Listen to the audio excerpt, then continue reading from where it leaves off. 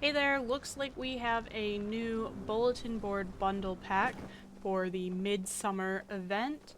It's very flower themed, and I just wanted to go over what's in the 4 bundles and how you guys can start collecting these items. Let's get into it. For the Midsummer Feast bundle, we're going to have some pretty high level cooking recipes as well as that Elleru eel. While over at the Midsummer Decor bundle, you are going to be looking at the Bellflower furniture series, and you're going to want to stock up on quite a few things because you are going to need 10 chairs and 4 of those flower planters. It is not just one of each.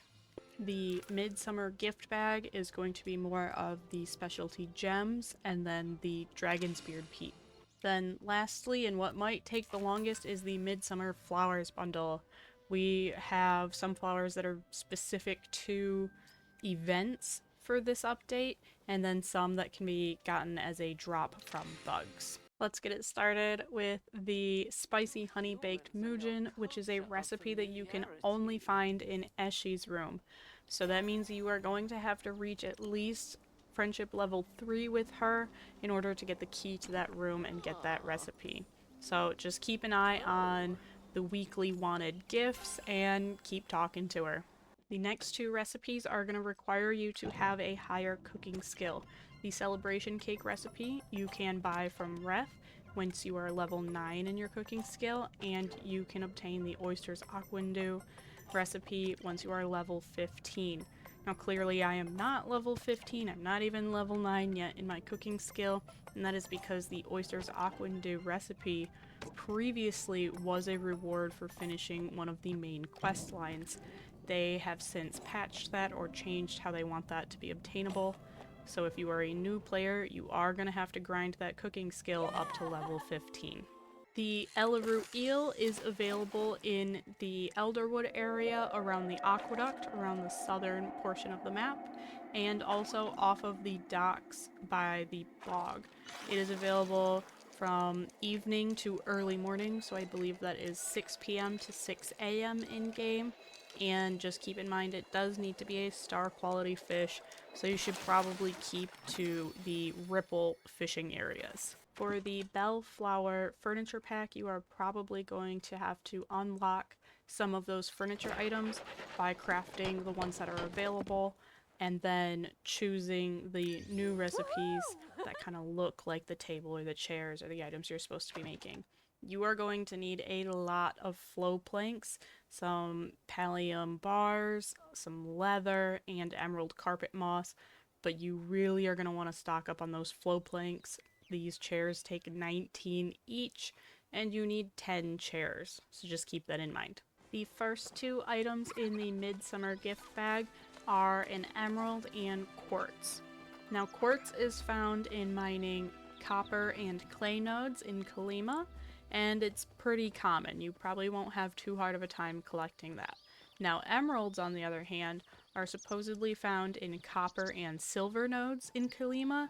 However, I have yet to find one. If you have any tips for finding emeralds, drop a comment down below. You are going to need 10 emerald Ogapu scales, and they are only dropped by the green Ogapus. In the Elderwood, you can find them mostly in the bog area, but sometimes they are in the deep woods area, and it is a rare drop, so you're not always going to get them. Dragon's Beard Peat is found on the shores of Bahari Bay, and it's decently common over there. You might find 3 to 5 nodes of it in one area, and then you can just keep coming back and stocking that up. For the Midsummer Flowers bundle, there are 2 items that you can get as drops from bugs, and that is the Choppa-tail flower from catching the bush-tailed dragonflies around rivers, and I believe they're all day. And then the rose flowers you can get from nabbing Kalima night moths, which are in both fields in Bahari and Kalima during the evening and night. The only place to get the cotton ball flowers is going to be at the flower bloom events, which are every day at noon in Kalima, and they last until 4 p.m. So you find it similar to the flow tree grove, and then everybody cooperatively waters the plants, and then you can gather them. You can also server hop after you do your first collection and try to load into another server's Kalima and gather the flowers at their event as well. The Elderwood Lilac is another flower that you can only obtain during an event, and that event is the Pixie Blossom Bounce in the deep woods of the Elderwood area. The event is essentially a mini game where you are jumping and springing up into the air and then gliding into the various seed pods to collect various flowers. Now the event starts at 10 p.m. and it randomly selects 2 of the large trees in the area that the event will surround. I've gotten into the habit of completing the Pixie Blossom Bounce at 10 and then immediately going over to Bahari Bay to catch the Flow Tree Grove at midnight because you are going to need a lot of flow planks for that bellflower furniture set, and then going home, dumping my pockets, and heading to Kilima for the Bloom event at noon. I hope this helps some of you guys finish off the Midsummer Bundles, and let me know if you have any tips for getting the trickier items.